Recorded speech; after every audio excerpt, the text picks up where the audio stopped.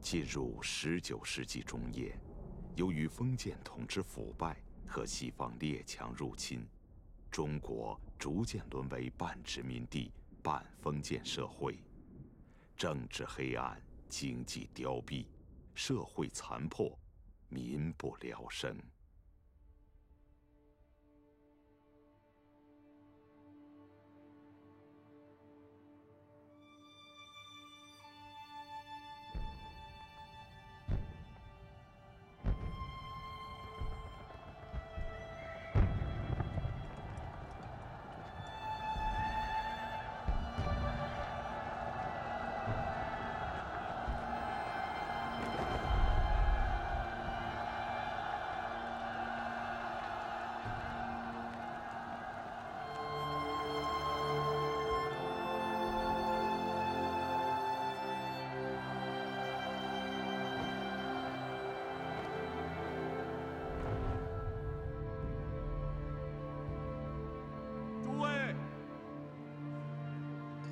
诸位，本人仅代表江淮工商界和南阳第9镇革命军将士，推举陈其美先生为护军都督，统领上海军政。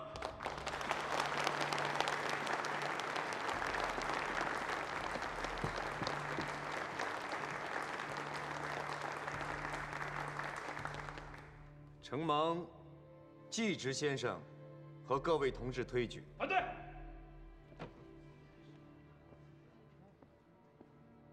我反对。从徐锡林到秋瑾，光复会的同志冲锋陷阵，生死度外，亡者无数。这个位置还轮不到你陈其美。陶先生，将光复会、同盟会强分彼此，不妥吧？你这是在搞分裂呀！呸！出此大任，你还不够资格！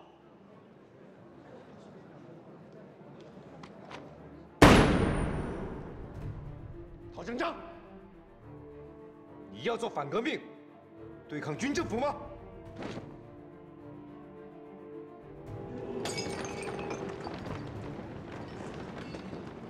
你也配说老子是反革命？我告诉你，今天就是孙文本人站在这儿，也没有这个道理。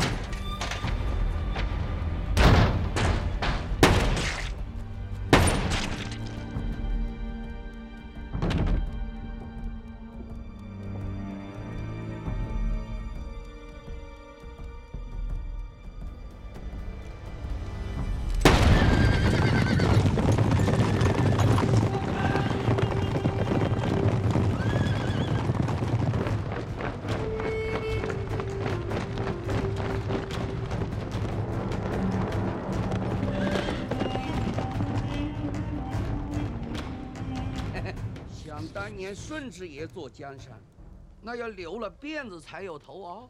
那个时候，我们这个生意好的哦。现如今啊，是反过来了，留了辫子要砍头。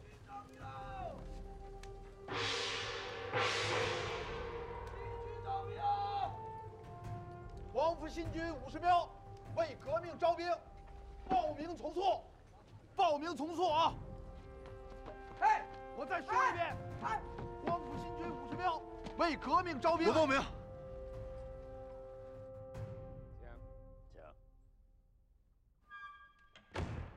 孙文先生态度明确，皇帝退位，这是和谈前提。我们北洋的底线也很清楚，只有袁世凯出任大总统，才能与皇室找到平衡，实行逼宫。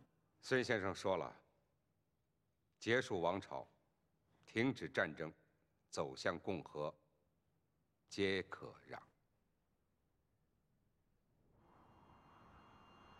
朕以冲龄之年岁继大业，然国运不能行苍河之兆，多难多疾。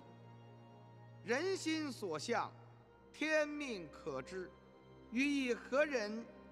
因一姓之尊荣，服兆民之好恶，总其人民安堵，海宇易安。任何蛮、皇上、汉、回、藏，上朝不能玩这个。完全领土归于大中华民国，予以皇帝得以退处宽闲，悠游岁月，长受国民之忧礼。别哭，亲见治之告成，因为你是皇上，岂不异于钦此？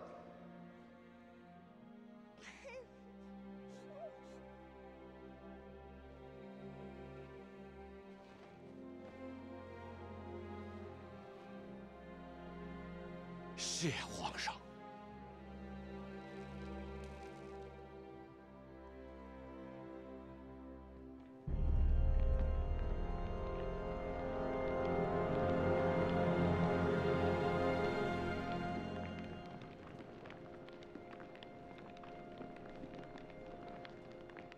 世凯衰朽，不能胜总统之任，委承孙大总统推荐，五大族推戴。世凯愿竭心力，使中华民国成强大之国家。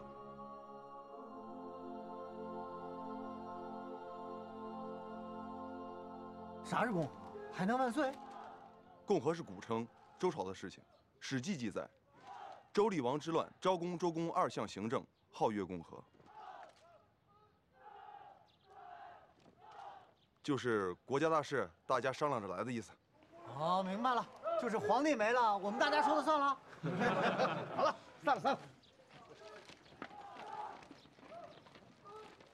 润之兄弟，你说这大总统谁当最好？孙文先生。那怎么突然变成姓袁的了？他手里有枪呗。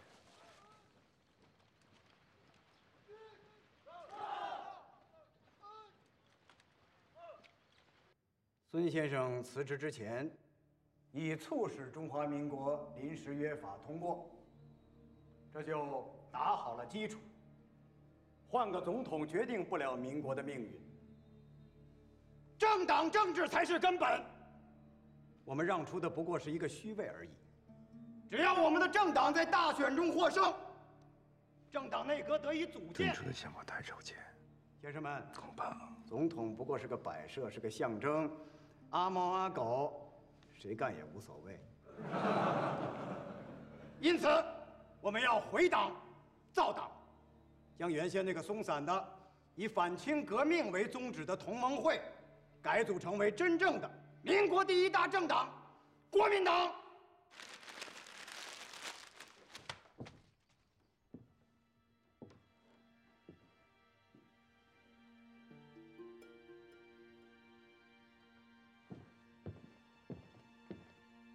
大总统，政党政治关乎国体，不可掉以轻心啊。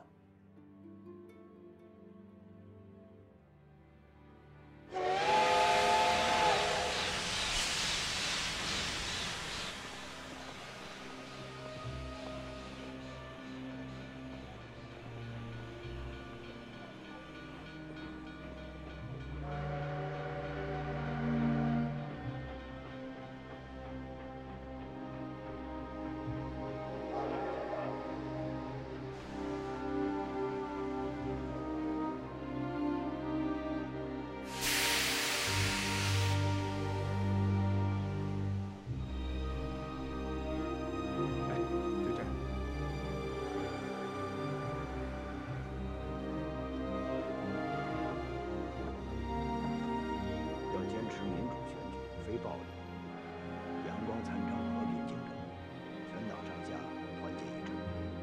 这一点特别要牢牢记住。知道了，拜托了，铭记在心。保重，保重，保重，告辞了。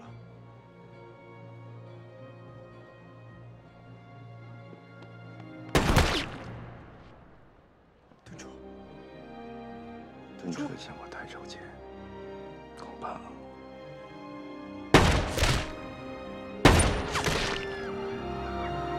敦初。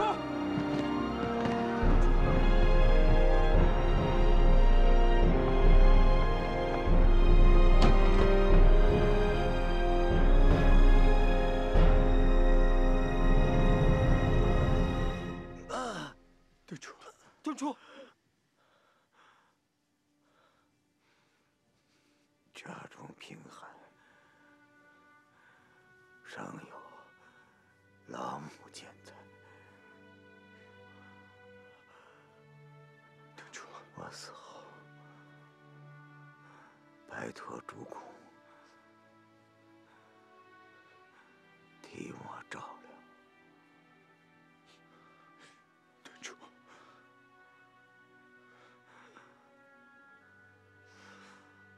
放心，不会有事的。要坚持住，一定要坚持住，坚持住，敦初，坚持住，敦初，敦初，敦初。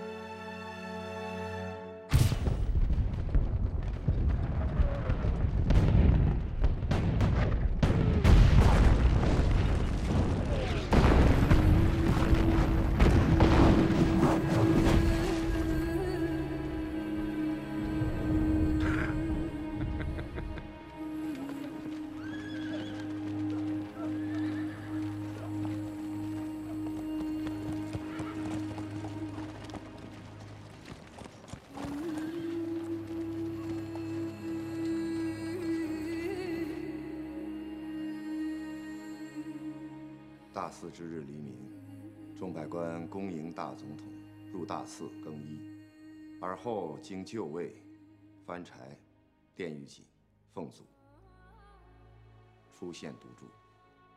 举人啊，听说举国上下都在议论国体，颇有微词。无非是日本的军宪制、法兰西的内阁制，还有美利坚的总统制，哪一个适合我们？日式军宪时过境迁了，如今国家已经共和了嘛。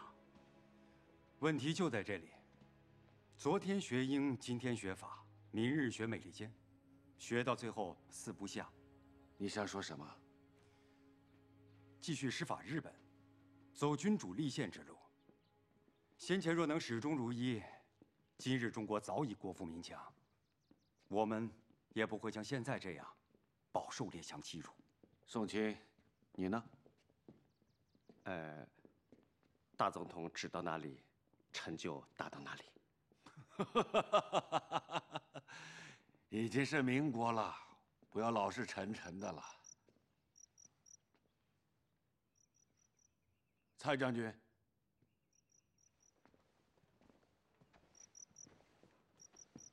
蔡锷，你在干什么？大总统，我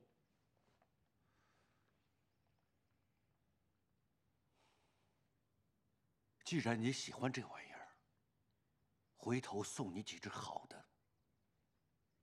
谢了。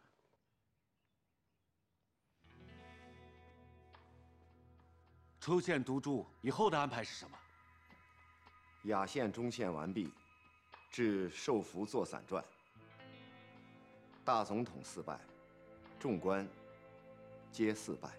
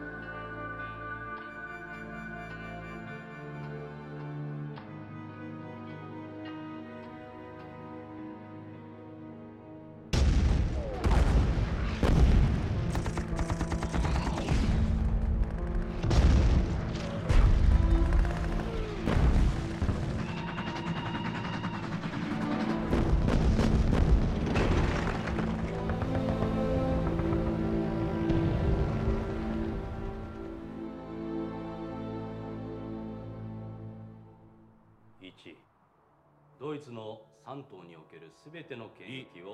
承认大日本帝国，继承德国在山东的一切权益，山东省不得让与或租借他国。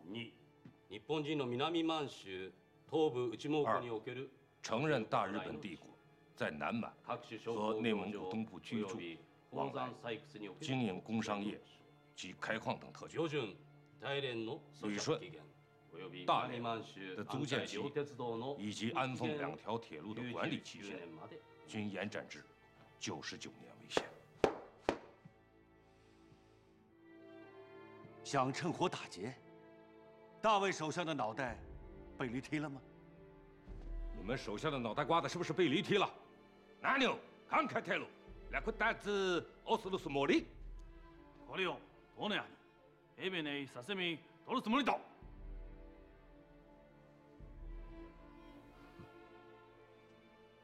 相当閣下。これは密約です。秘密を守ることは双方の共同職責です。もしどちらか一方が秘密を漏らし，保密是双方共同的职责。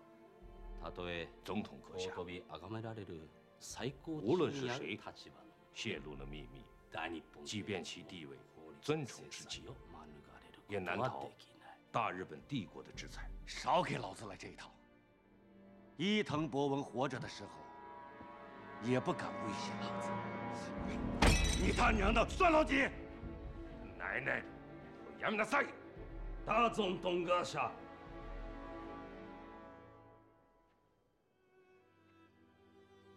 司机的一党军帮不了你，英美列家也帮不了。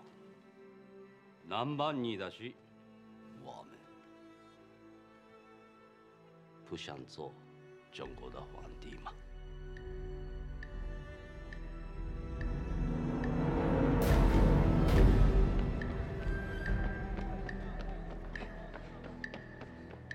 哎，你们都听见了吗？袁世凯和日本人签署了密约21条，卖国求荣。同学们正组织集会抗议呢，走吧，快啊！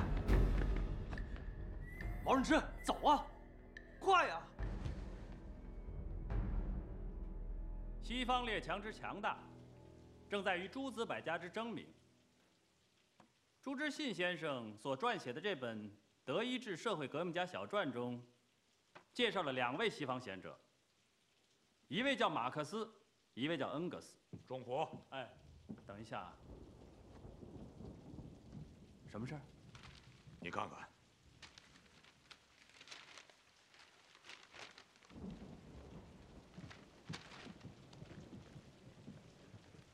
袁世凯这是自绝于国家，自绝于祖宗。首长，我们该回国了。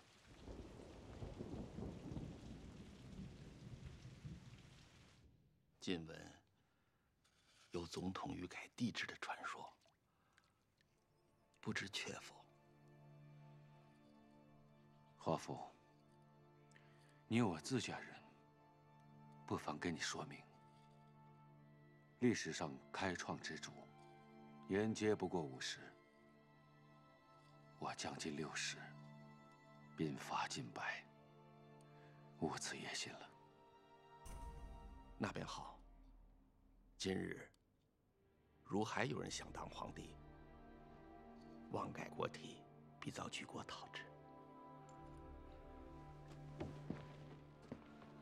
大总统，我要连夜赶回南京，告辞了。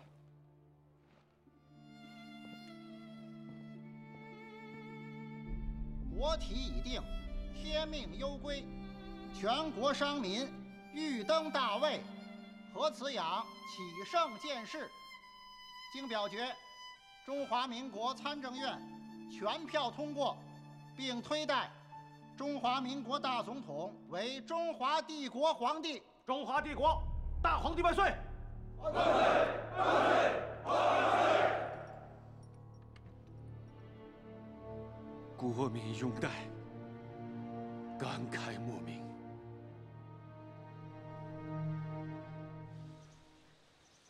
听说你每日坚持冷水洗浴，还到处宣扬建梯救国的思想。以前是，现在呢？现在糊涂了，先生。哦。国力穷竭，北洋政府无能，强健体魄又有何用？洋枪洋炮对付大刀长矛，孰胜孰败一目了然。山东问题便是如此。有自己的答案吗？现在还没有，先生。记住，做二论道容易，找到出路很难。也许要一生一世，也许要数代百年。爸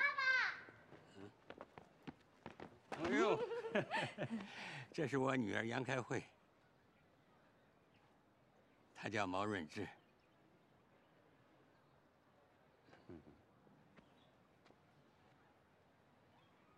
哥哥你好高啊！爸，我玩去了。润芝啊，我问你的问题就是，你到底要什么？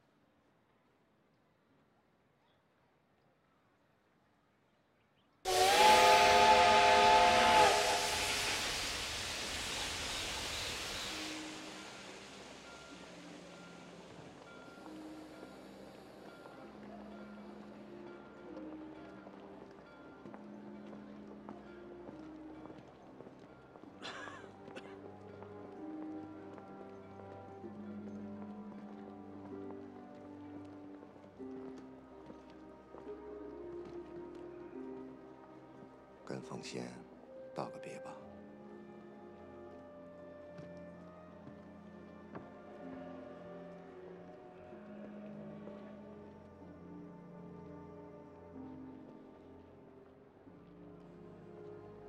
真想带你走，那为何不带？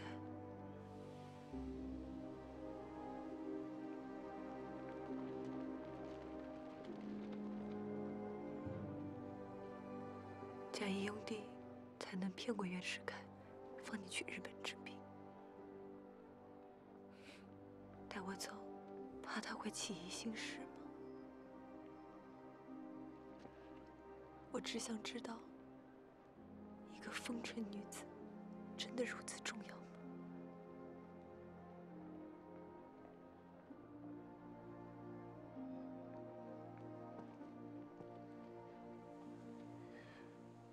天下人都知道，我才儿爱美人不要江山。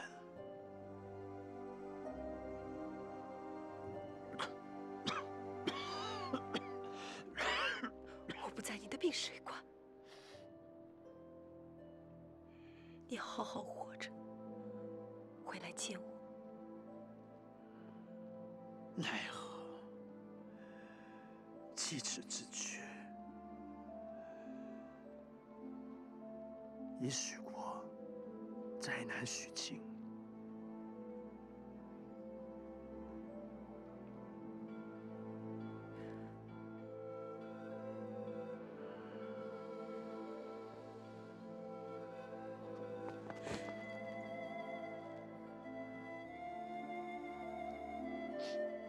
听着，你是4万万中国人的，也是我小凤仙的。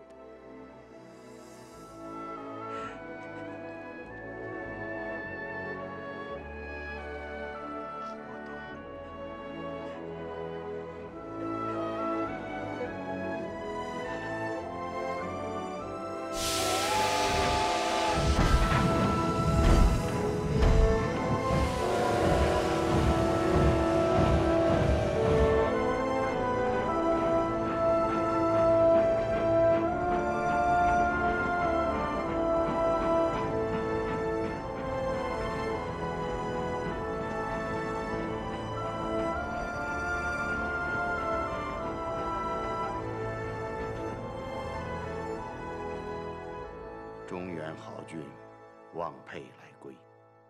草泽英雄，闻风思起。若其气顺向逆，执迷不复，大兵既至，诸法必甚。大兵既至，诸法必甚。这句写得好。可是，你的兵呢？孙先生，蔡锷将军到了。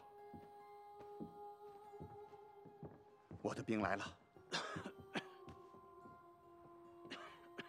你脸色很憔悴啊。孙先生，不着急，坐下说。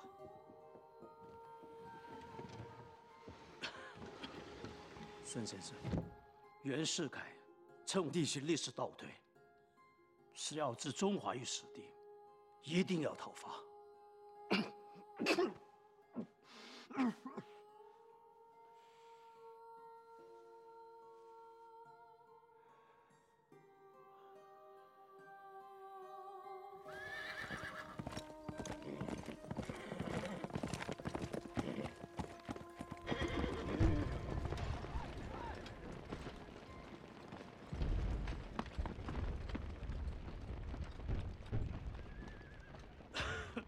报告总司令，第1军第6支队支队长朱德报道，说，前方驻守棉花铺的敌军是北洋3师第6旅，旅长姓吴。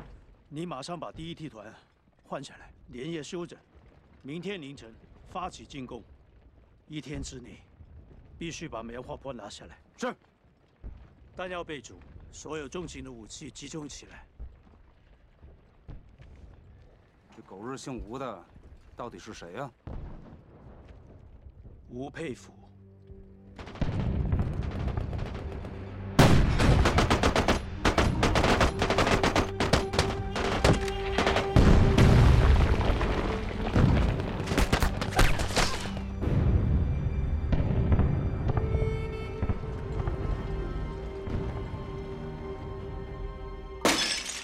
一群狼羔子，王八蛋！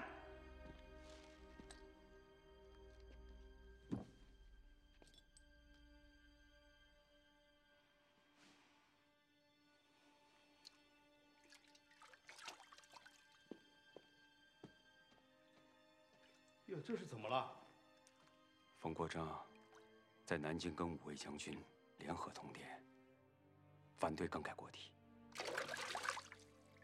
还有，广西督军陆荣廷通电，宣布广西独立。举国汹汹啊！这登基典礼的事情，能缓就缓吧。那原本就是个形式。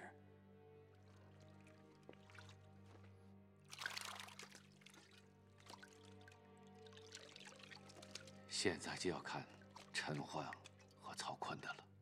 若他们在四川能打垮蔡锷，大局或许还有转机。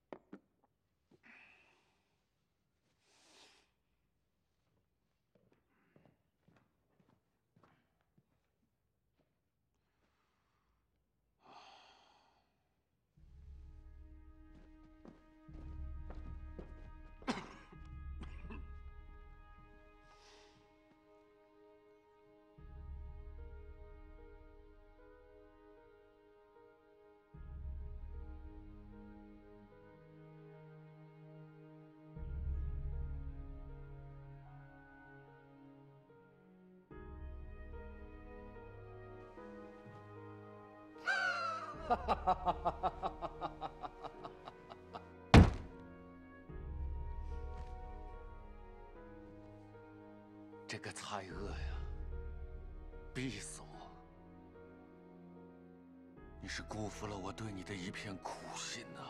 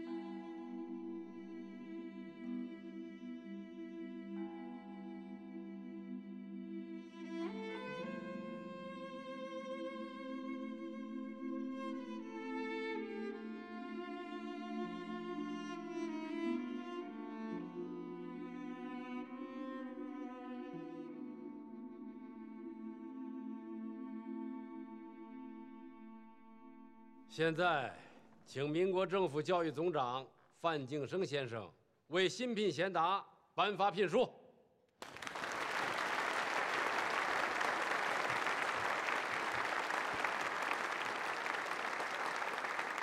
我代表中华民国教育部和国立北京大学校务委员会宣布，聘用陈独秀先生为北京大学文科长，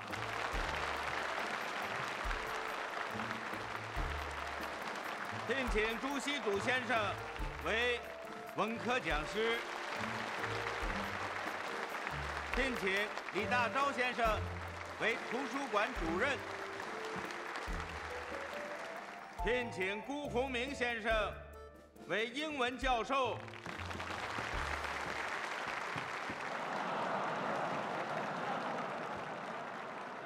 这就是鼎鼎大名的学界奇作，怎么这么深打扮？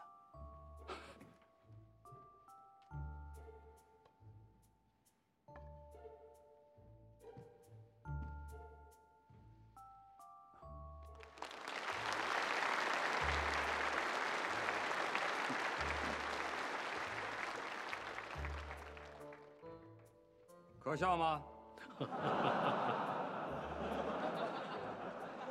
我的辫子长在脑后，笑我的人辫子长在心头。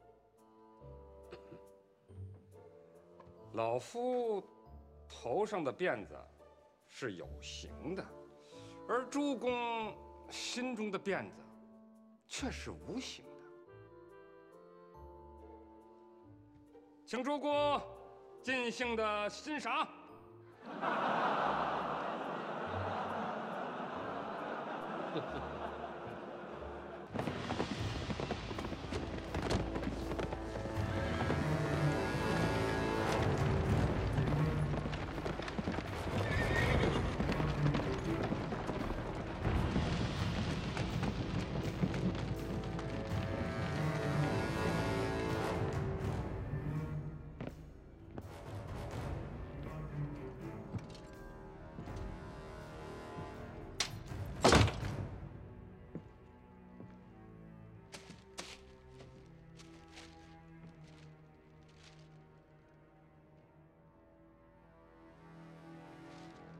放肆！这里是参议院，民国圣地，你们不许胡来。什么他妈的圣地啊！都是一帮穷酸文人，成事不足，败事有余。将军，你什么意思？咱是北洋7省督军总盟主，姓张名勋，受邀入京排解府院之争。听明白不了？咱宣布，从现在开始，这个破地方关门打烊了，不开放了，明白吗？参议院是民国立法机关，你无权擅自关闭。小东西，咱不但要关闭这个只会叽叽喳喳的破屋子，就连那个乱七八糟的破民国，咱也要一并关掉。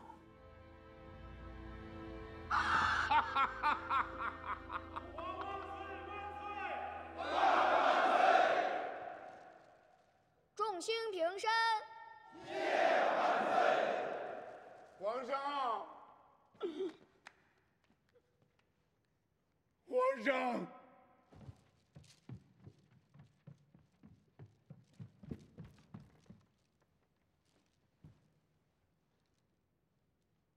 皇上，臣来得太晚了。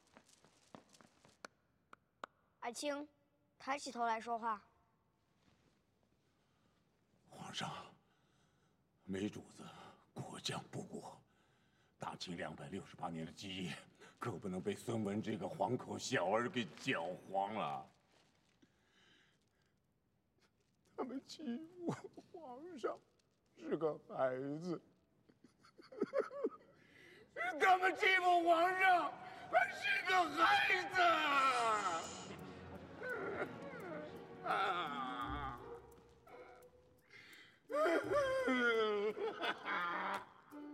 行了行了，朕封你为内阁议政大臣，领直隶总督北洋大臣衔，赐爵1等功。谢皇上，皇上万岁，万岁！朕再赐你在这紫禁城里跑3圈。皇上让你放风筝。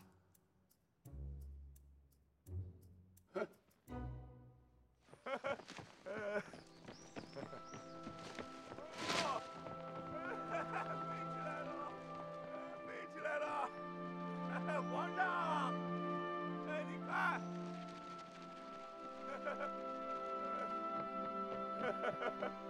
飞起来了！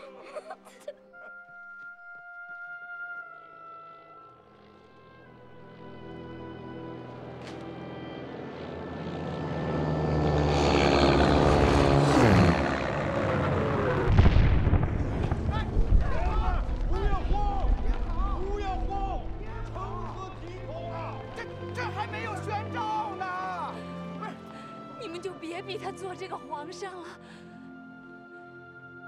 只要我们平安就好了。逆贼！中华民国国务总理、讨逆军总司令段祺瑞告中外贤达，张勋等违背天心民意，以武力解散国会，囚禁总统，妄行复辟，小丑跳梁，目豪而冠，失意于天，背信于民。祺瑞不才，应大总统离世命，复职总理。奉诏讨逆，适当涤荡逆党。民国6年7月2日，同学们，我们应该行动起来，负荆请愿，反对复辟。我想不明白，有什么不明白？当年临时国会把总统送给了袁世凯，铸成千古大错。中国的问题，仅仅是因为选错了一个总统吗？难道不是这个原因吗？万方有罪，罪在朕公。如果说以前的事情，罪在袁世凯一人身上，那今日张勋、康有为复辟的闹剧，又当罪责何人呢？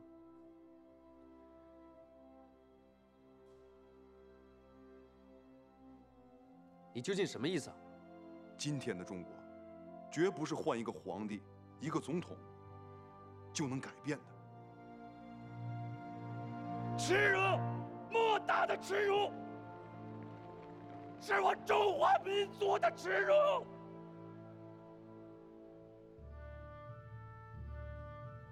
共和是大势所趋，是人心所向。可是仅仅6年的时间，就出现了2个皇帝。请注意，民国是共和之国，在共和国里做皇帝，这是对共和天大的讽刺。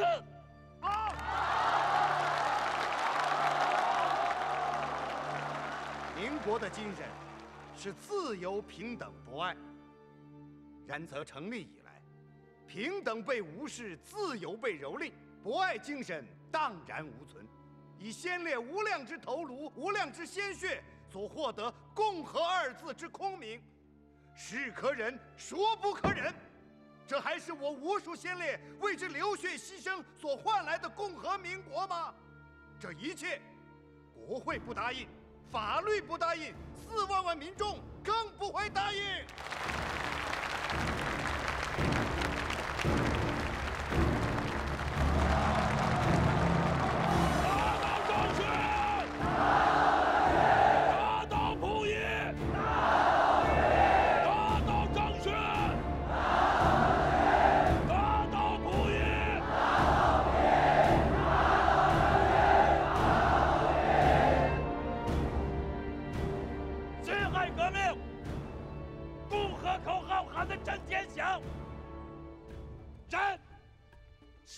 之间，依然有人祭祖祀孔，不解民主自由之真谛。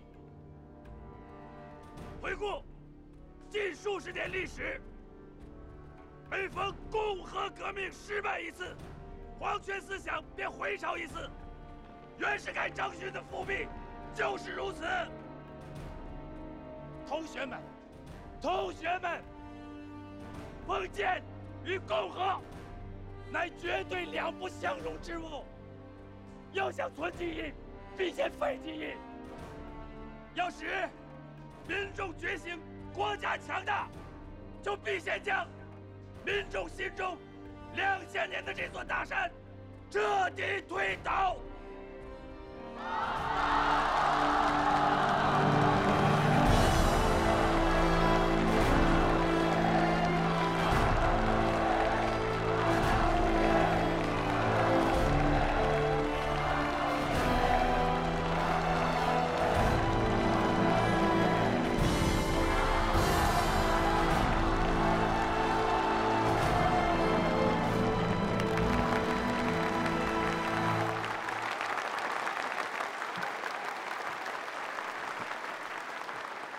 陈独秀先生大言不惭，借推崇新文化、埋葬旧文化之名，将国人近代之磨难归罪于孔家旧学。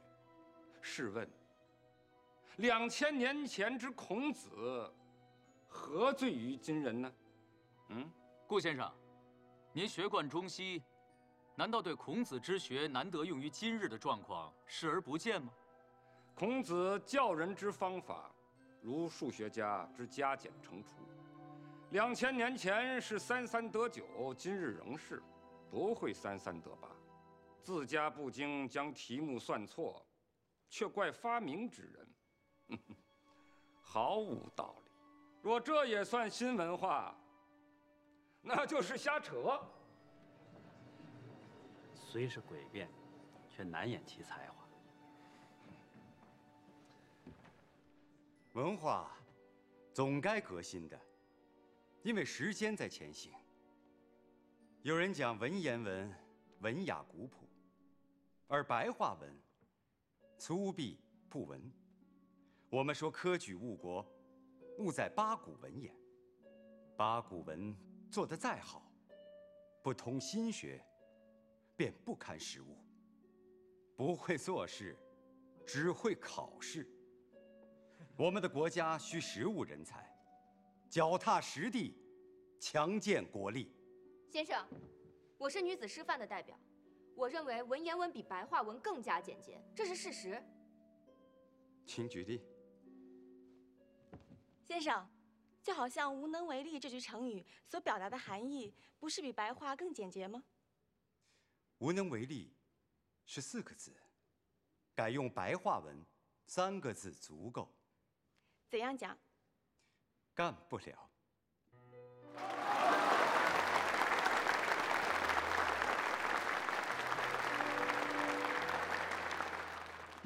辛亥革命之前，我们以日为师，现在看来是靠不住的。日本维新源于欧美，为什么放着老师不学，非要学学生？这不是学日本还是学美国的问题，这是新文化和旧文化的问题。要振兴民国、启发民智，就必须废除旧文化，普及新文化。如此变化，国家民族才有新生。你觉得该学哪个？美国也好，法国也好，日本也好，俄国也好，哪个能救中国，便学哪个。俄国？笑话！纵观世界，哪个国家统治的精神，不是自己国家和文化所孕育出的思想？放眼世界，从更加宏观的视野看人类未来，何谈可笑？在俄国，有一个叫列宁的人，他领导的布尔什维克革命已经成功。他所引进的思想就是德国的马克思主义。什么是布尔什维克？布尔什维克就是多数的意思。什么是多数？是农民，是工人，是千千万万被压迫、被奴役的劳动人民。同学们，俄国的胜利是布尔什维克主义的胜利，是庶民的胜利，是无产者的胜利。这是人类历史上的第一次，最伟大的第一次。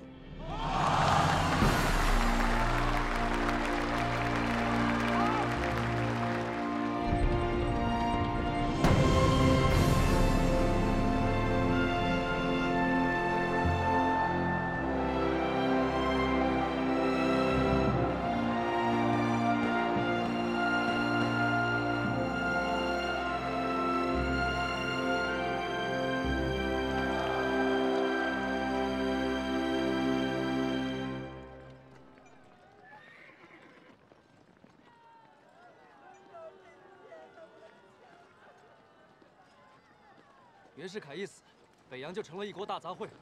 段祺瑞用张勋赶走黎元洪，又灭了张勋，现在又借吴佩孚打孙先生，这仗还有完没完？如此下去，湖南将会万劫不复。要是孙先生护法成功，会不会好一点？护法就要北伐，湖南便是首当其冲之地。国民党毕竟比北洋要强一些吧？不可同日而语。但是他们内部派系太多，相互争斗不断，先天不俗。那你的看法呢？宣布自治，湖南的事情自己说了算。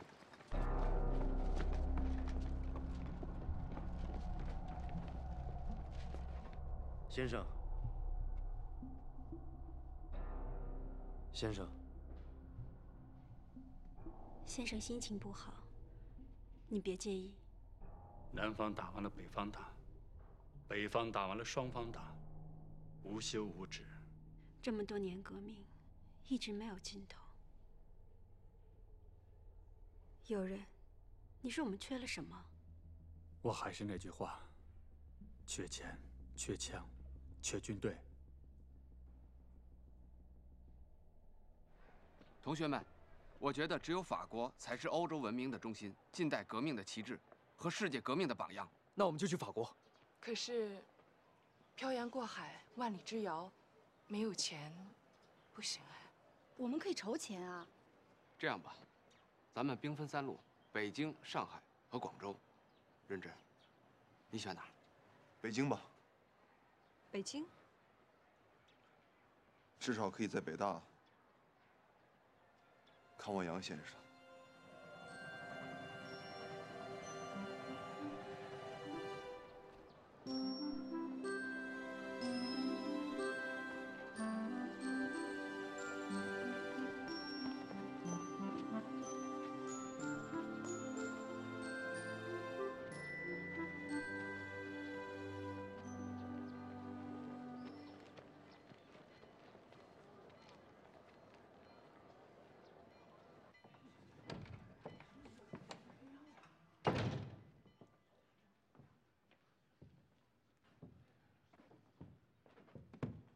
同学，你是哪个系的？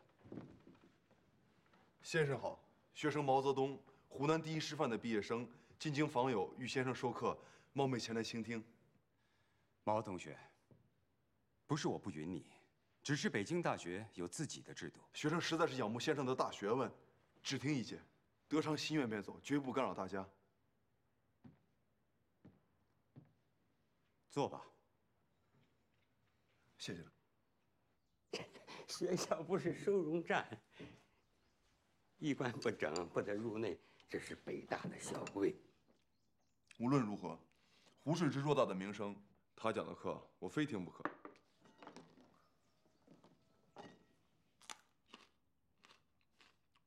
来北平除了看我，还有其他事吗？为湖南赴法的同学募捐。首长，你看看我这个学生，能怎么安排一下？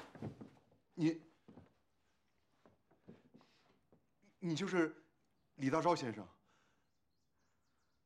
图书馆缺个助理员，很辛苦的，干得了吗？行，白天黑夜我都可以做事情的。1个月8块大洋，足够，比我当兵时的饷钱还多1块呢。你还当过兵啊？没打过仗。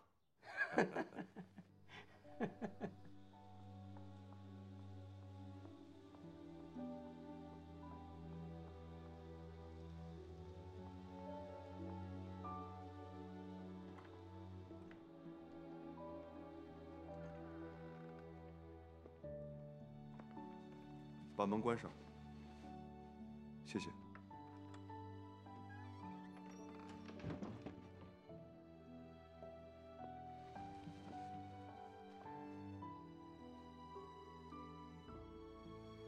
你是？是我呀，润之哥哥。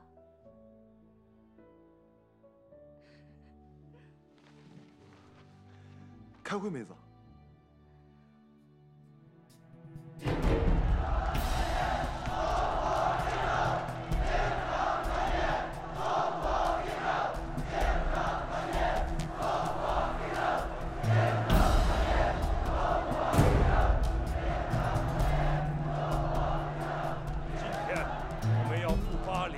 参加和谈，这是中国近100年来第一次以战胜国的身份出使国际。我们一定不负举国百姓的重托，挺起中国人的胸膛，收复山东，一定精诚团结，中国必胜，正义永存。你看，在我们的身后站着4万万同胞。弱国无外交啊！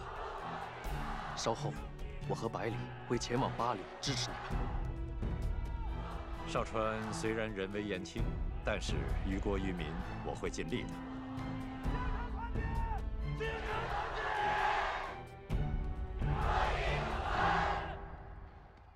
先生，我曾经以为体育可以救国，教育可以救国，克鲁鲍特金的无政府主义可以救国。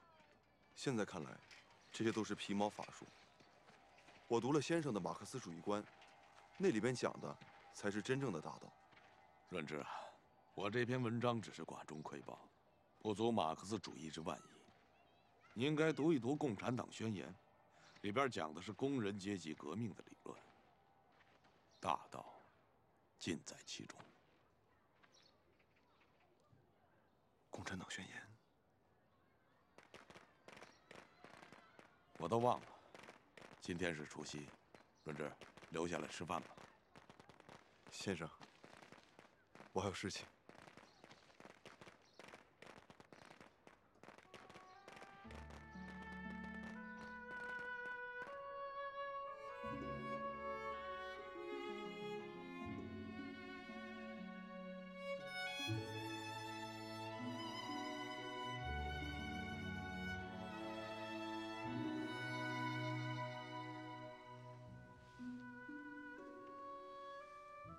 爸爸规定的时间到了，可以吃年夜饭了。好。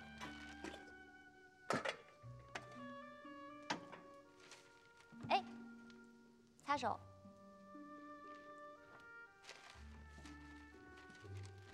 庶民的胜利。哎，这不是守常伯伯那篇文章吗？对，是写俄国革命的，我在看。俄国革命有什么不同吗？列国革命啊，都是精英的革命，但守察先生却在这篇文章里将俄国革命的胜利称之为庶民的胜利。庶民，来，喝一杯。我不喝酒。过年了，就一杯。好吧。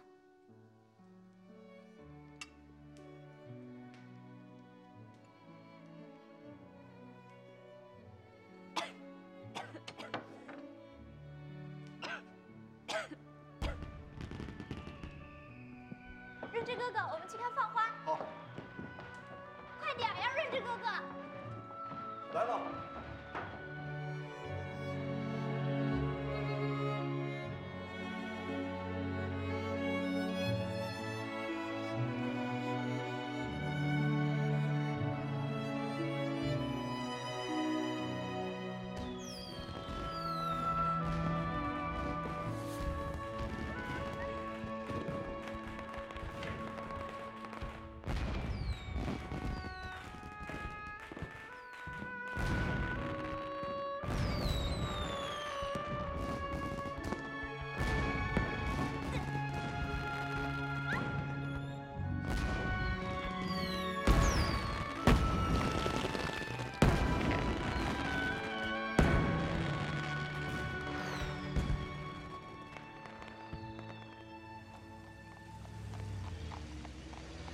山东是中国文化的摇篮，中国的圣哲孔子和孟子就诞生在这片土地上。中国不能失去山东，就像西方不能失去耶路撒冷。Concerning the problem of Shandong, the Japanese and Chinese governments have already signed a treaty of 21 articles. Therefore, it is not necessary to discuss the matter in this conference. 日本在巴黎和会上正式提出议案，要我们把德国在山东的权益永久地交给他们。意料之中。胡适和我准备给美国总统威尔逊写信，逼他出面主持公道。仲甫先生，恐怕您要失望了。杨长记的高祖，湖南毛润之。润之，你下来吧。哎，日本对我国步步蚕食，很明显损害了美国在华利益。威尔逊岂能袖手旁观？仲甫先生，若是日本不肯撤军，为了我们，美国会把军舰开进胶州湾来吗？那威尔逊14条呢？就是放屁。润之说的对，日本和中国列强支持谁，只能选择其一。可几十年来，他们从未选择过我们。当年支持日本，他们是为了让日本牵制俄国。现在的俄国更需要日本去制衡，不是吗？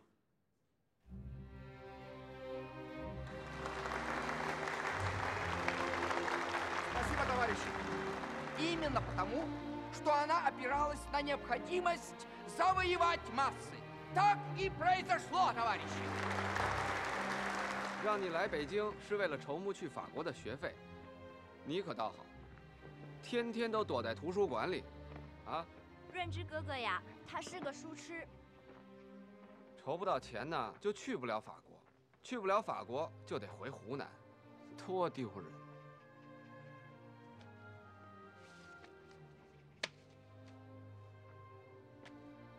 中国银行本票，2万大洋啊！你哪儿弄的？是老师托张世钊先生筹募的。哎呀，毛润之啊，毛润之，你让我说你什么好啊？还用还吗？废话。哦，我今天晚上就回湖南落实赴法计划啊。我可暂时回不去啊。回不去？ 你们2个是不是谈恋爱呢？好好，我先走了啊。有钱喽！必须去吗？以前定的。那还回来吗？当然，出去就是为了回来，把先进的东西学回来，而且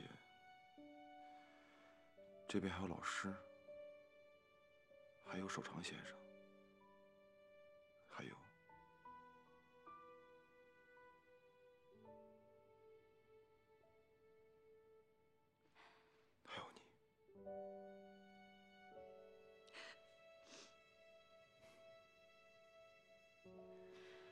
去之前，我想先回湖南看看父母。记住，你若不回来，我就去法国找你。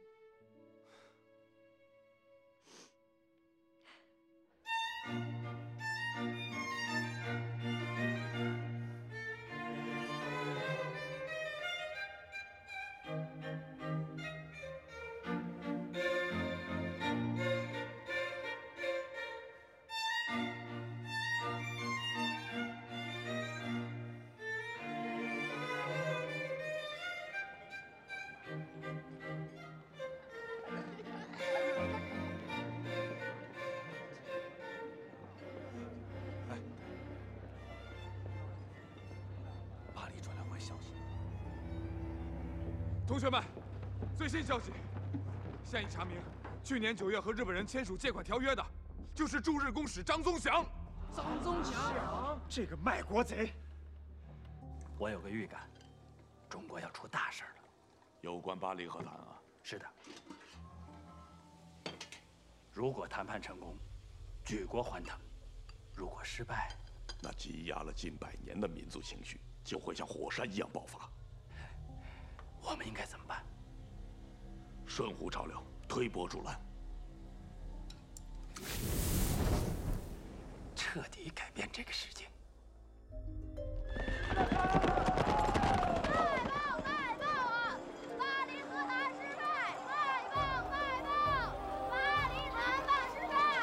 今天，日本妄图接管山东一切权力的阴谋就要得逞了，而我们的外交失败了。如果山东被日本切分，我们国家领土的完整就会被破坏。领土不整，国家必亡。大家想一想，我们该怎么办呢？上街游行，冲击东交民巷、外国领事馆。要冷静，千万不要忘了我们的目的是什么。我们的目的是爱国，我们这么做是向北洋政府施压，是夺回山东的权益。同学们，一直以来，我们对西方列强抱有幻想，认为一旦战事结束，他们就会仗义出手，主持公道。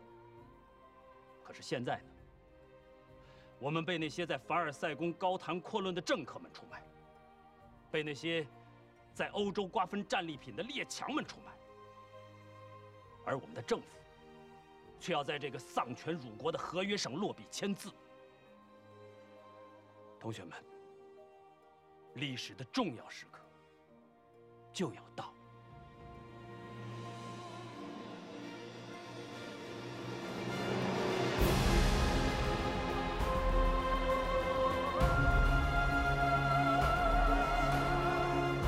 同学们，上街！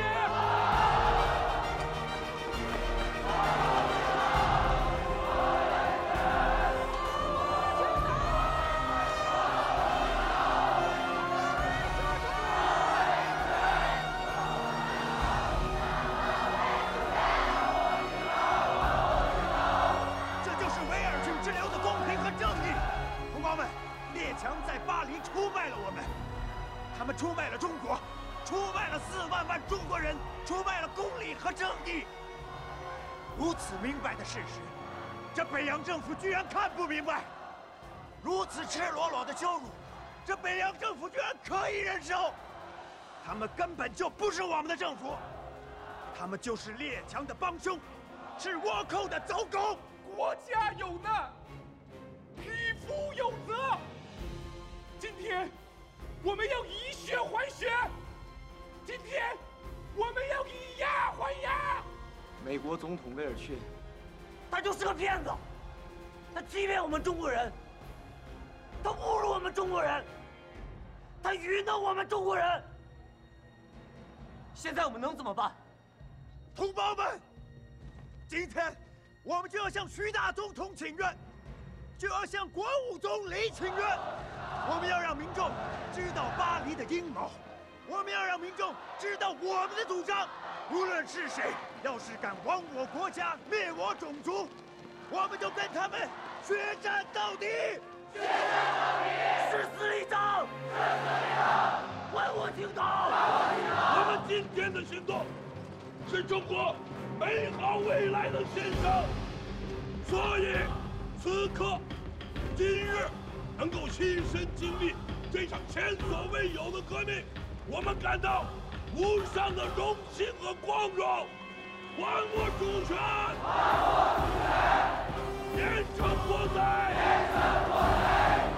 严惩国贼！严惩国贼！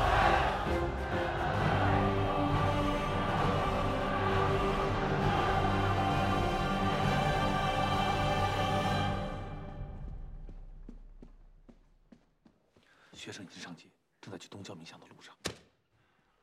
无知、幼稚、愚蠢！马上调集警力，尽力阻拦。是。誓死立正！誓死立正！爱国无罪！爱国无罪！誓死立正！誓死立正！爱国无罪！爱国无罪！誓死立正！誓死立正！同学们，谭嗣同说，各国变法无有不牺牲者，新中国变法，流血牺牲，自我辈始。同学们，冲过去！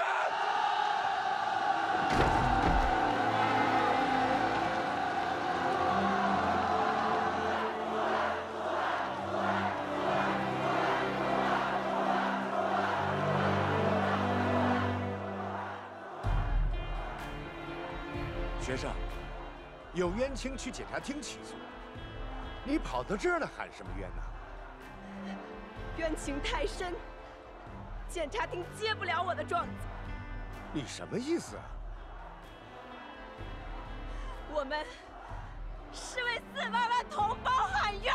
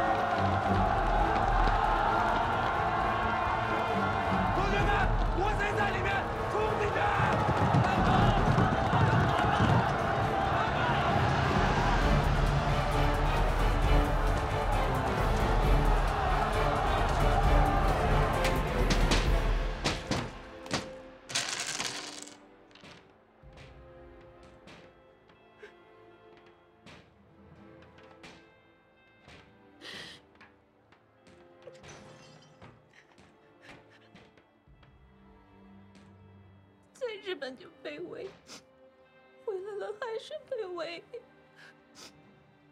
不哭了，啊，陛下，你看，您放心，我在这儿。3条。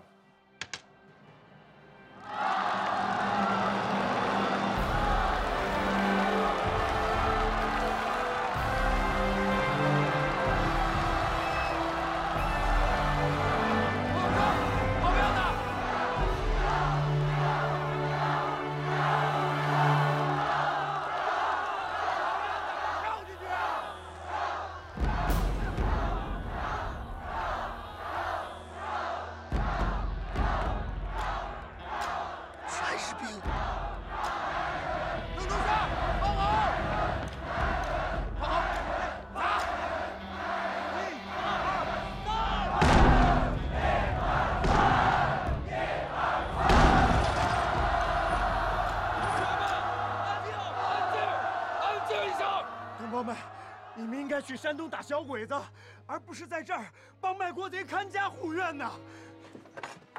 同胞们，同胞们，我们是一家人。我相信我们都是一家人。你们看看，被你们挡在门外的，都是你们的亲兄弟、亲姐妹，他们每一个都是爱国的学生，他们都是。让我们进去！让我们进去！我们不应该保卫国土！捍卫主权！捍卫主权！弟兄们，我相信你们每一个人都是爱国的，是吗？是。你们都是中国人，是吗？是。那你们就别拦着我们！哎，同学，告诉我他在哪儿？就是被我在。就是被我在。我们走！让开！哎，同学，我告诉你，你要是敢卧槽买国贼，你就是中国的罪人。他在这儿呢。同学，跟我没关系啊。张度强呢？在哪儿？不知道，把他带走。同学，走！同学们，这就是签订卖国条约的桌子。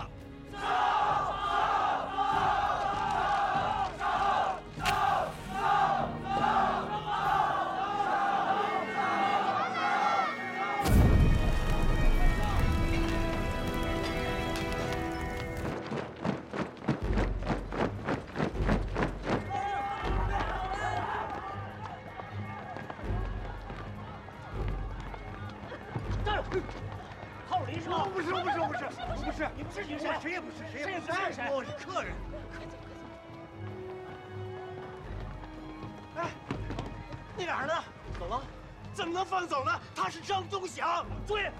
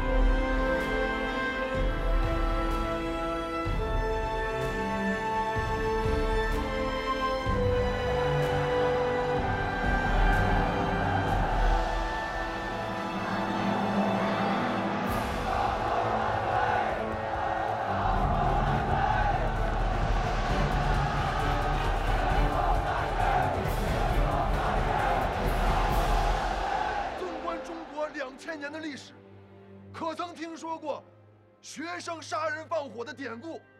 这是被逼无奈的反抗。如今，徐大总统抓捕无辜之学子，在做亲者痛、仇者快的事情。作为学校的主事，我宣布罢课，直到释放学生的那一天。学生万岁！革命万岁！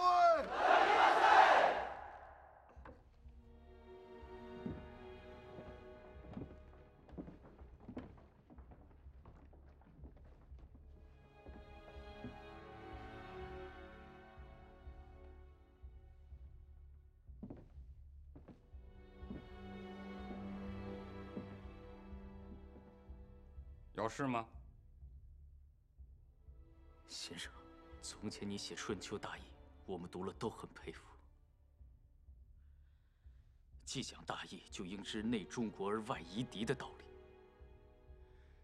可是今天，你却在日本人办的报纸上大骂学生是暴徒，是野蛮。你大义何在？你这是与敌为伍。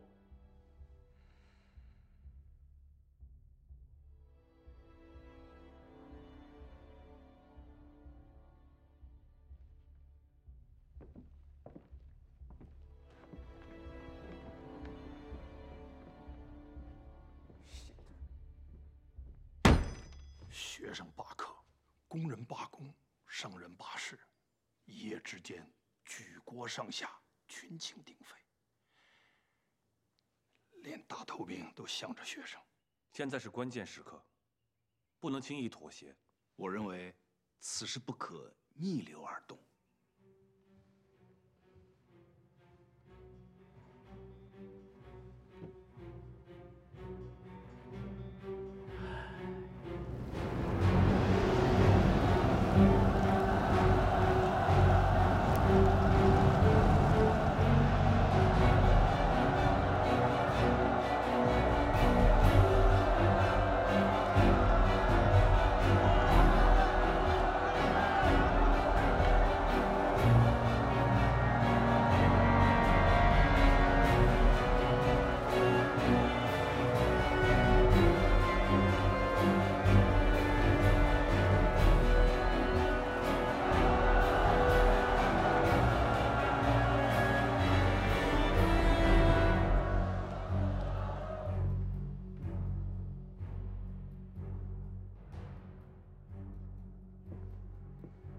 中国，怎么了？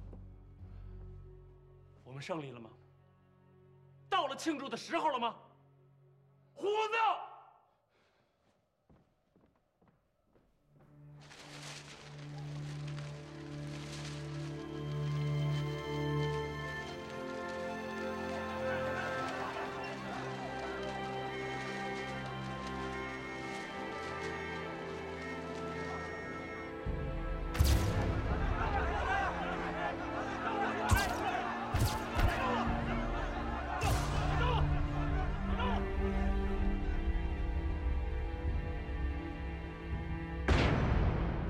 石之先生，您是在批判陈独秀和李大钊二位先生吗？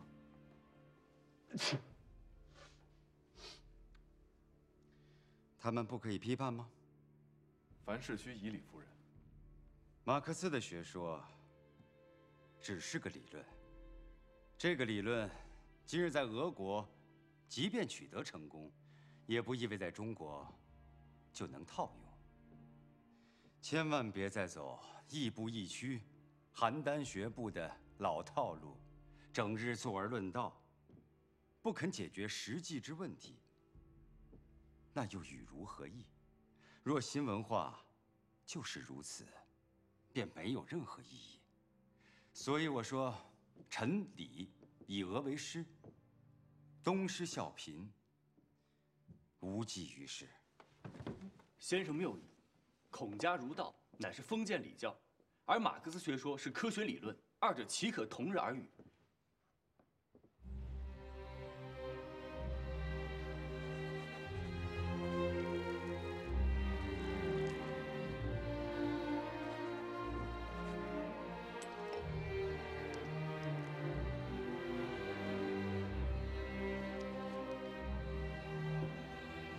尊敬的各位代表，你们凭什么把中国的山东省送给日本人？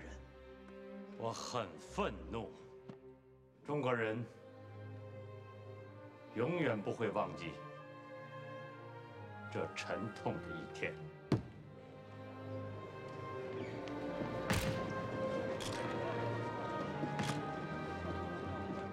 你们不敢杀陈独秀，死了一个就会有50个、100个。你回去告诉徐长，不能与人民为敌。他这个大总统若是想当下去的话，就立即放了陈独秀。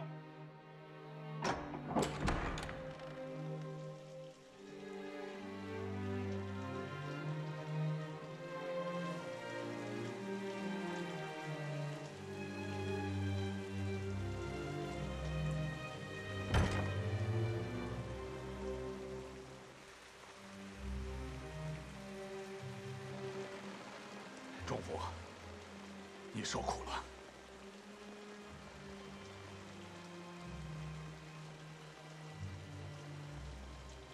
陈仲甫，只身请国难之重，当为我辈楷模。国立北京大学为有陈仲甫而骄傲。陈先生，好样的！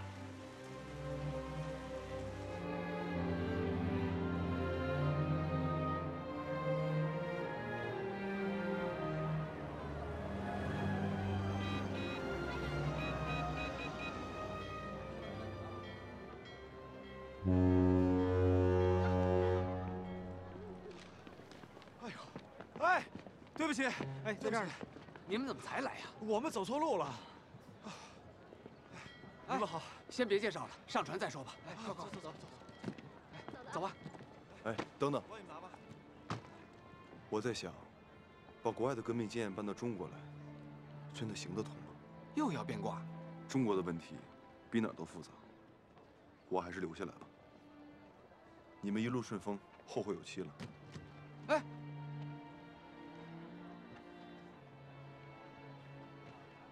给点钱。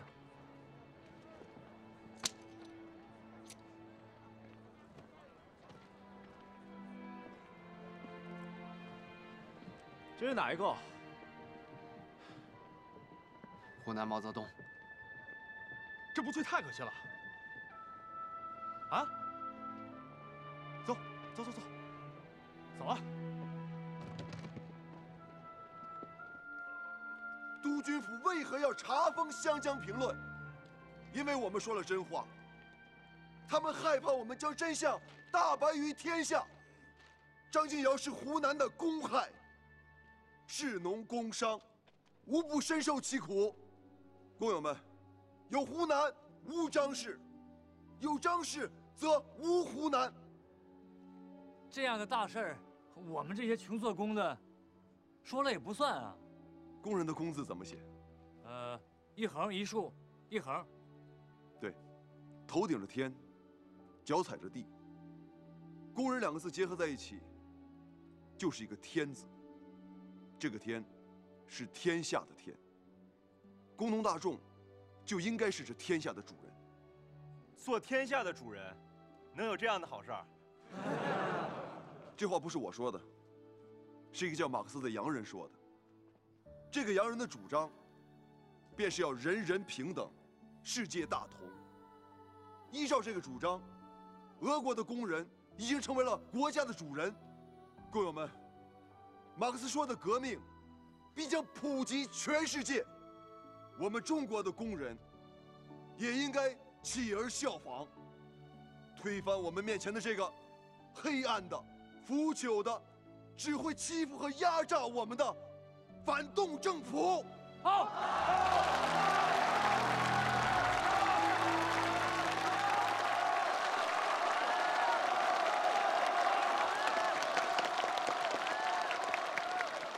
总之啊，你电报。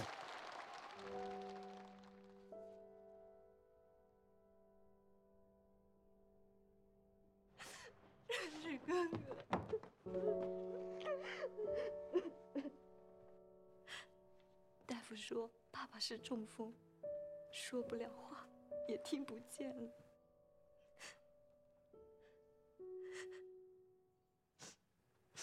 才别1年，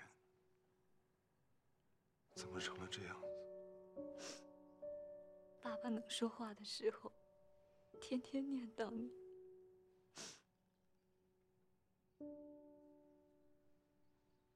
你记不记得民国4年夏天，你留给学生的那个问题？学生这些年苦思冥想，寻求真理，就快有答案了。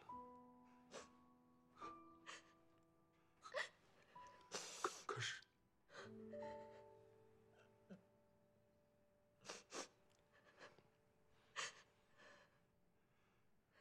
老师，爸爸，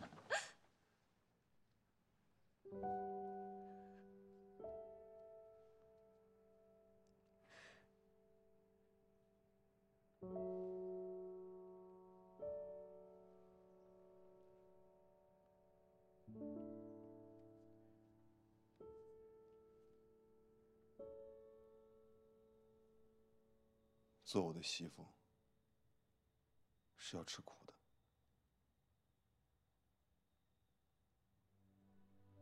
跟了我，从此就没了安生的日子，没有彩礼，没有花轿，没有喜宴喜钱，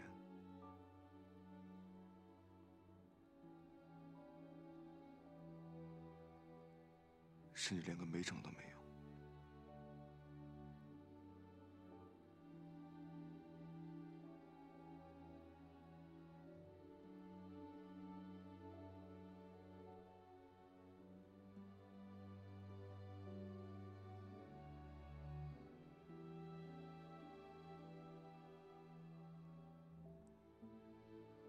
愿意。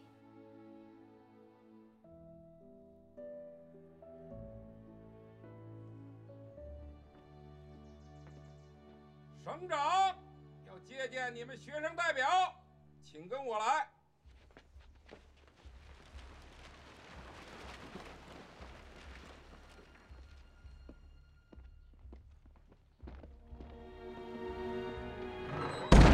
放开他们！骗子！你们凭什么抓我们？你们想要干什么？放开！你们想干什么？松开我！松开我！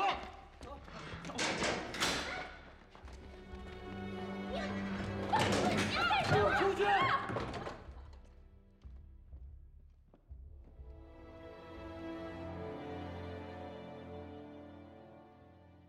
在这个世界上，什么样的人最高贵呢？我的回答是：劳工最高贵。我们吃的粮，我们穿的衣，我们住的房，哪样不是劳动者所创造的呢？大家拼命干活，却吃不饱、穿不暖、住不踏实，这合理吗？对，不合理。所以，我们应该团结起来，发动罢工，在厂主、资本家面前展示我们的力量，夺回我们应有的权利。工友们，未来劳工所拥有的将是整个世界。劳工万岁！劳工万岁！劳工万岁！劳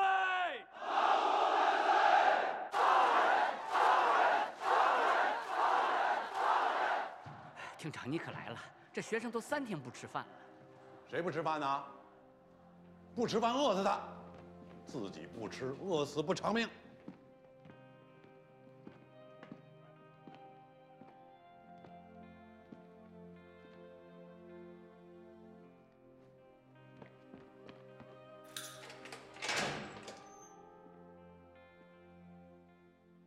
这诗是你们谁写的？我写的。这是我们新的条件。你们1日不答应，我们1日不吃饭。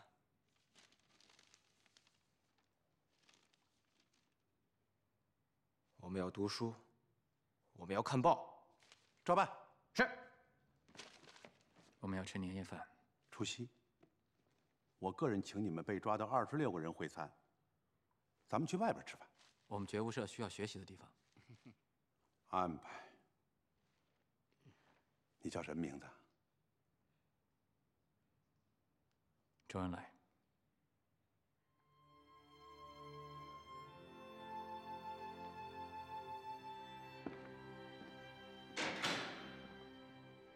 为什么变了？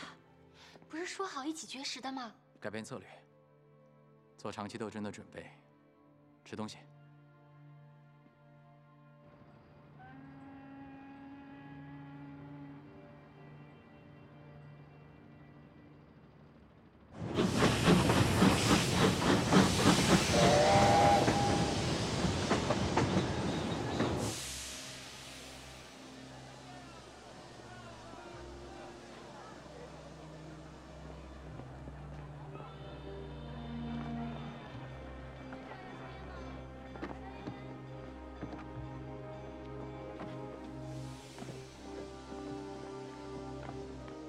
好，再见。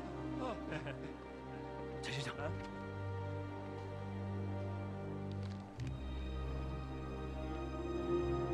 是，跟我走吧。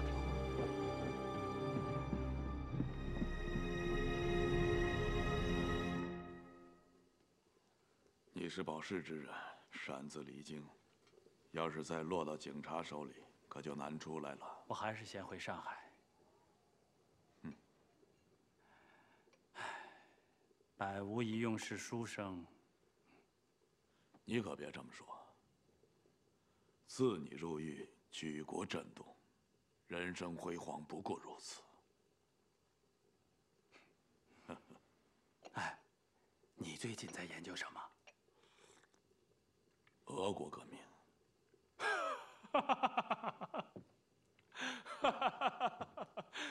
胡适真没说错你，在你心中，唯有俄国的庶民革命。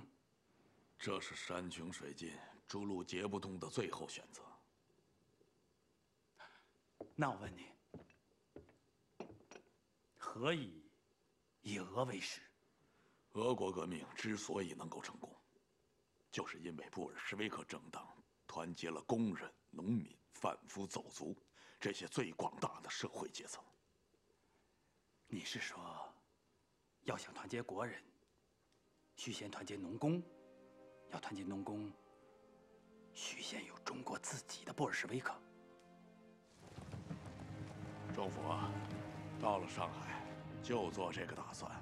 好，你北我南，咱们分头行动，尽快建立自己的政党。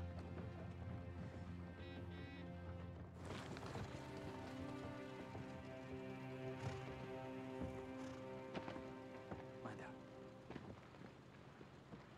到了上海，我买你喜欢吃的脆松糖寄给你。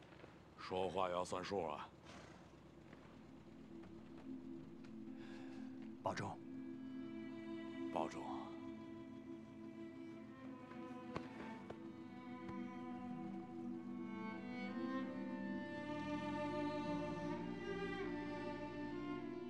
们应该尽快的吸取经验，这是当务之急啊！ Великолепно. Вы сможете подать заявление. 也是为了让政府不再用这些钱。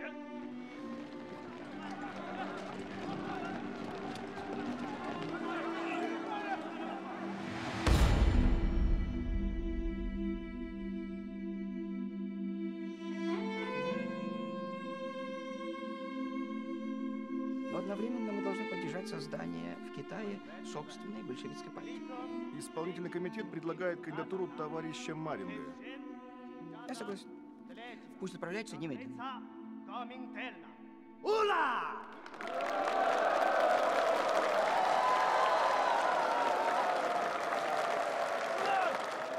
上海来信说什么了？建议各地派2名代表参加会议，旅欧和旅日的共产主义组织各派1人出席。北京、上海、广州、长沙、武汉和济南都有代表参加。广州方面由你和陈公博出席。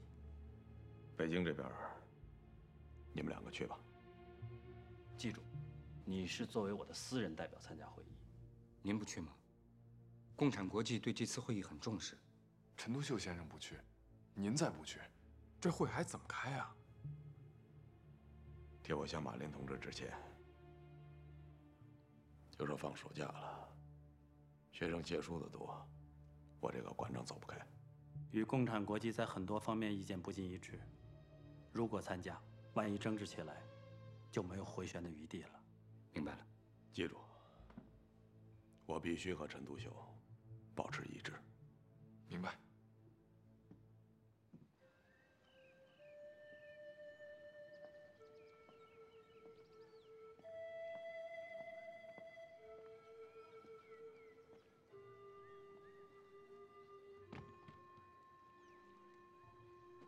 这些衣服够穿1个月的。到了上海，可别不舍得花钱。这是爸爸留下的，你拿着。你留着吧。到上海开会，别迟到了。这不行。润之啊，让你拿就拿着吧。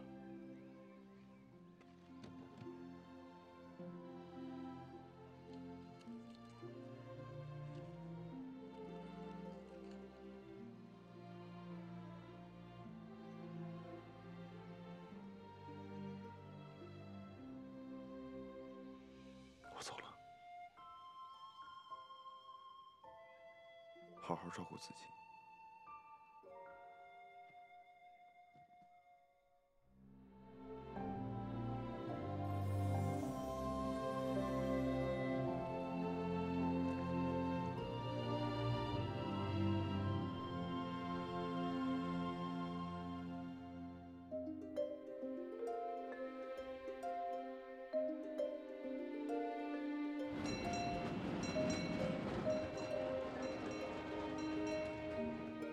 我先和大家做个自我介绍。北京代表张国焘，刘仁静，北京代表。我是上海的代表，李汉俊。上海代表李达。我是济南代表邓恩明。济南代表王静美。武汉董必武。武汉代表陈潭秋。旅日代表周佛海。陈独秀先生的代表包惠僧，幸会。长沙代表何书恒。哦，这位是长沙的。久违了，久违了，国焘兄。哎呦，对不起，对不起，各位，对不起啊，来迟一步啊，对不起。各位好，你好。广州代表陈公博。公博兄，家人相伴，也不介绍一下。那人。各位好，我叫李丽庄。公博兄，和夫人怎么住啊？不好意思，我们已经在对面的大东旅店订了房间。开会还能带家眷啊？哦，各位，这是我太太王慧武。我负责这次的接待工作，大家有事可以找我。今天路途劳顿，先好好休息吧。明天在我哥哥家，望志路106号开会。我很荣幸能够代表陈独秀、李大钊2位先生主持中国共产主义组织的首次大会。我给大家介绍一下，马林同志是共产国际派来参加本次大会的代表，毛润之是大会的书记员。首先，我们进行大会的第一个议题，确定党的名称。关于党的名称，比较集中的意见是这样：摆明旗帜，以《共产党宣言》之“共产党”3个字为号，称中国共产党。蔡和森给润之写信，也建议使用这个名字。Какого мнения товарища Ли Даджао из Пекина? 马林说，北京李大钊是什么意见？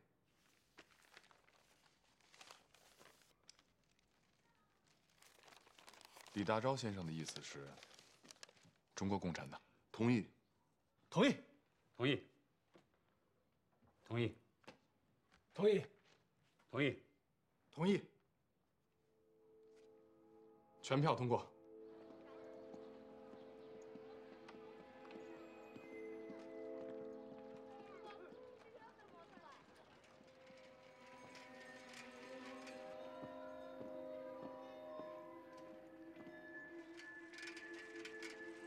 师傅，去南京路东方饭店。Скажи, якщо посію гостиницю «Худжин Фанден».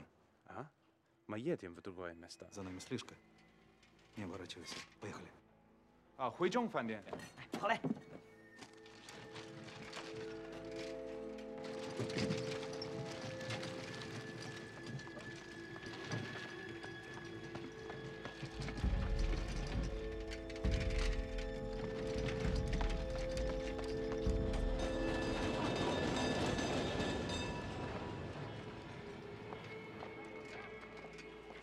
师傅，饭店有别的出口吗？后面还有个小门，是饭店职员进出的。5分钟以后在那边等我们啊。哎，好。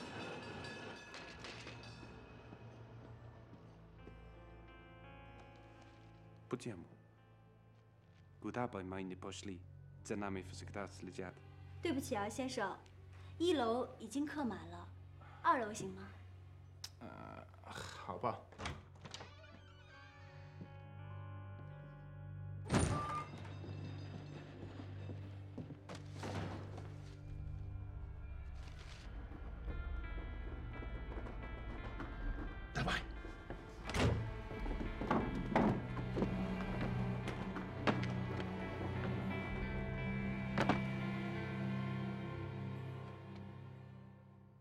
Abruti, espèce d'idiote, bande de cons. 愚蠢，笨蛋，废物。Demain, vous irez chercher ces gars. Vous avez 3 jours pour les trouver. Sinon, vous se virez. 明天上街找人，3天找不到，你们就从这儿滚蛋。组长，我大哥是青帮大当家的，在上海找个人，小 case。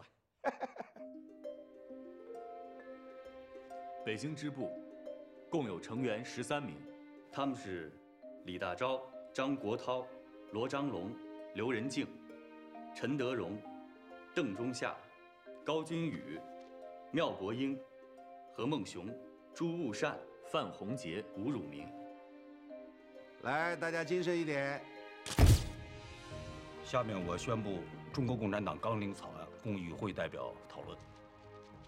革命军队必须与无产阶级一起，推翻资本家阶级的政权，必须援助工人阶级，直到社会阶级区分消除的时候，直至阶级斗争结束为止，即直到社会的阶级区分消灭为止，承认无产阶级专政。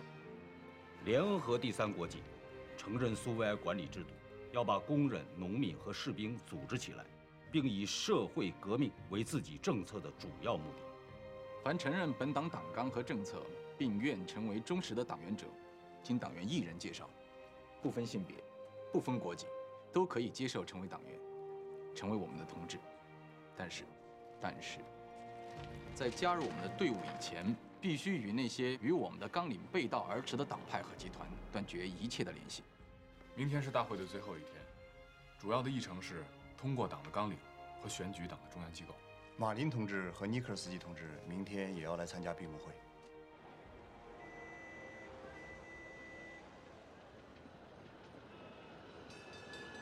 红包车。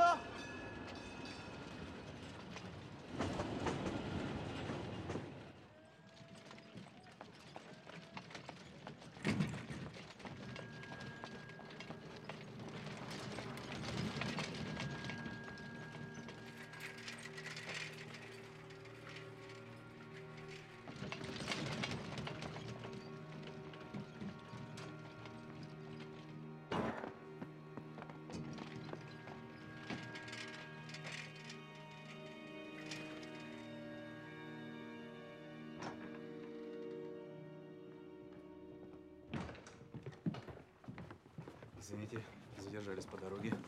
Здравствуйте. Давайте начнем. 对不起啊，路程耽误了时间，开始吧。人都到齐了吗？朱福海拉肚子，上厕所了，马上就回来。就他事情多，不等了。昨天我们讨论了党纲，如果大家有意见，今天可以发表。我有意见。第4条，不分国籍都可以。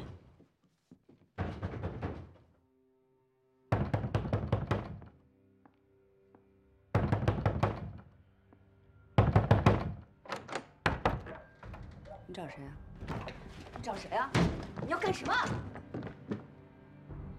请问你找谁？我找社联的王主席。对不起，这儿没有社联，也没有王主席。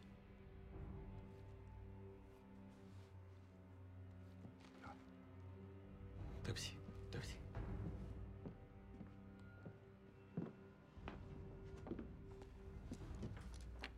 Товарищи, предлагаю немедленно прекратить заседание. 马林建议立刻休会。我同意马林同志的意见，暂时休会。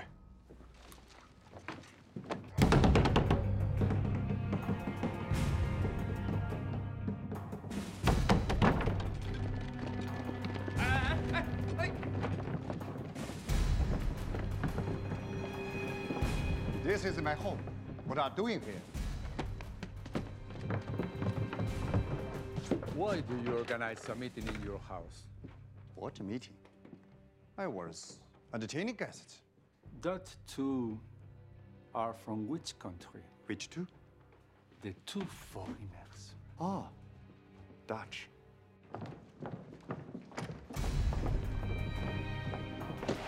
大家赶快收拾东西，随时准备离开。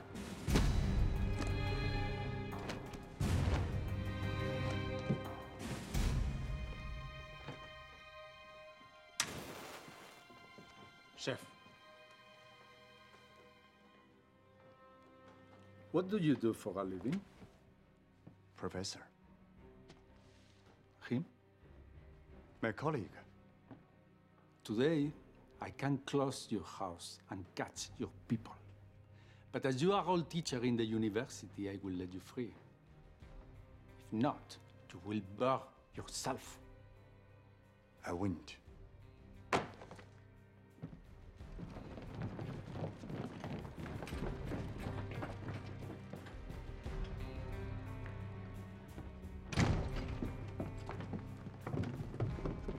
情况怎么样了？没事了。马林同志说上海不能待了。我建议转移到嘉兴，租一条船，改在船上开会。那马林同志去吗？他说目标太明显，为了大家的安全，就不去了。好，我们什么时候出发？明天上午10点有一班火车。陈公博呢？他知道吗？明天早上我去叫他。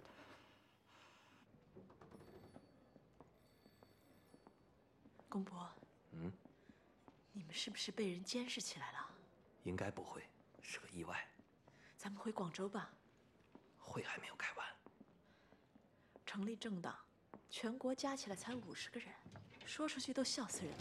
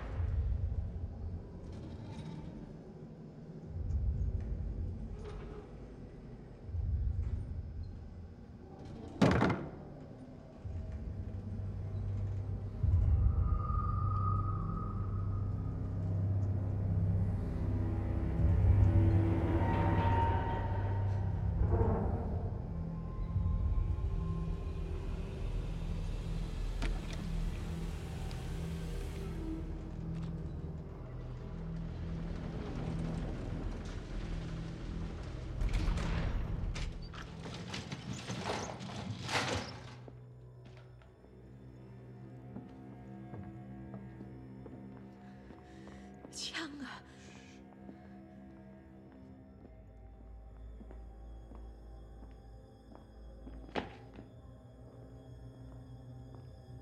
别看！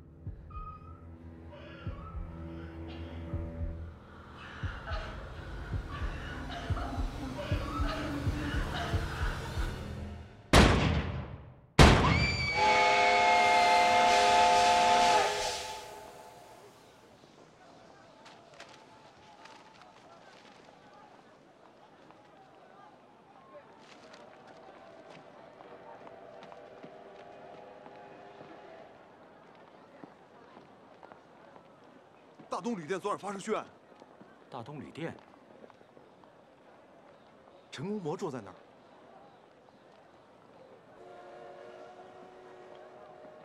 各位，陈公博回广东了。昨天大东旅店死了2个人，他太太害怕，所以他们就走了。是殉情自杀的。胆小鬼！上车吧。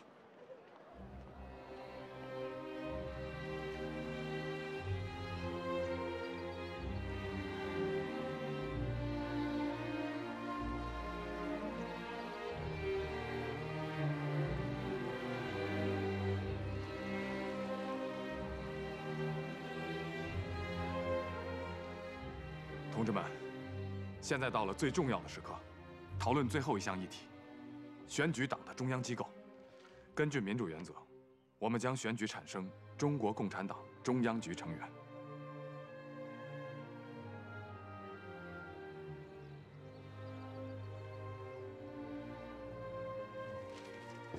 应道代表13人，实道代表12人。经过投票，陈独秀、张国焘、李达3位同志当选为中央局成员，陈独秀同志当选为中央局书记。完毕。同志们，我想朗诵一段共产党宣言，来表达我此刻激动的心情。共产党人从来不屑于隐瞒自己的观点和意图，他们公开地宣布，他们的目的只有通过暴力的手段来推翻全部现存的社会制度，才能够达到。让统治阶级在共产主义革命面前发抖吧。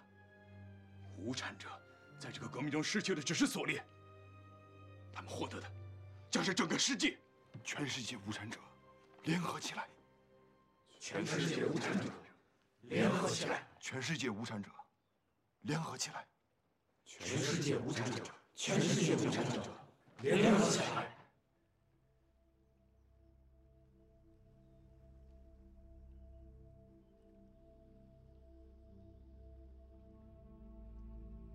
起来，北州马，跟着的，全世界的恶人与奴隶，我们被扰乱的理性将要沸腾呀，预备着去大肆战吧。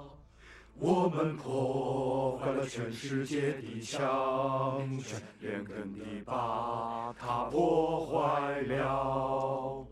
我们将看见新的世界了，只要他是什么都没有的人。这是最后的斗争，团结起来到明天，赢得那熊奈尔就一定要实现。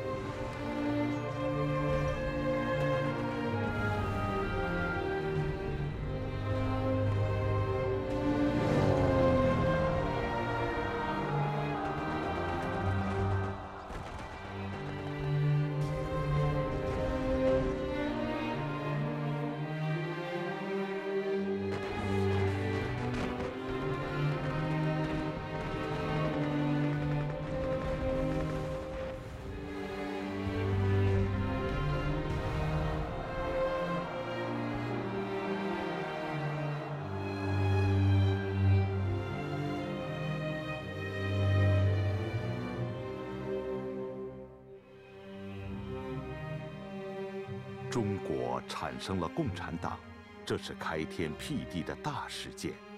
从此，中国革命的面貌焕然一新。在共产党的领导下，中国走上了民族独立、人民解放、国富民强的光辉道路。中华民族开启了伟大复兴的历史征程。5000年文明古国以崭新的姿态屹立在世界的东方。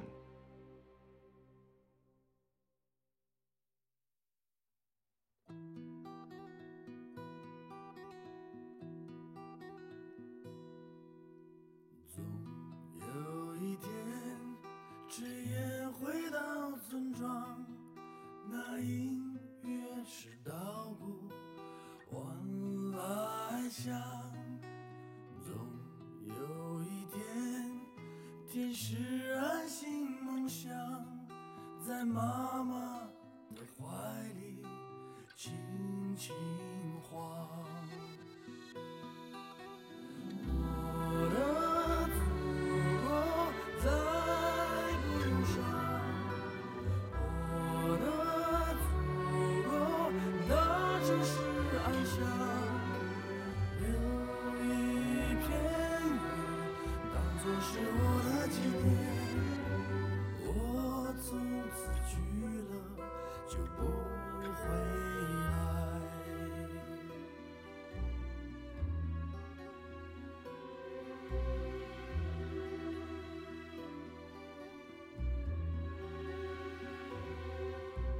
我只想要炊烟回到村庄，那音乐是稻谷往来响。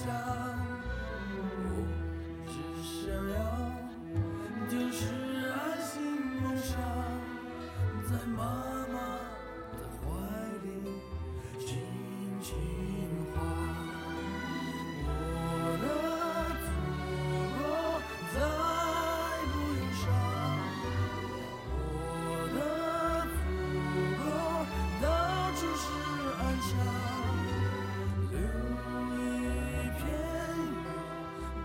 是我的纪念。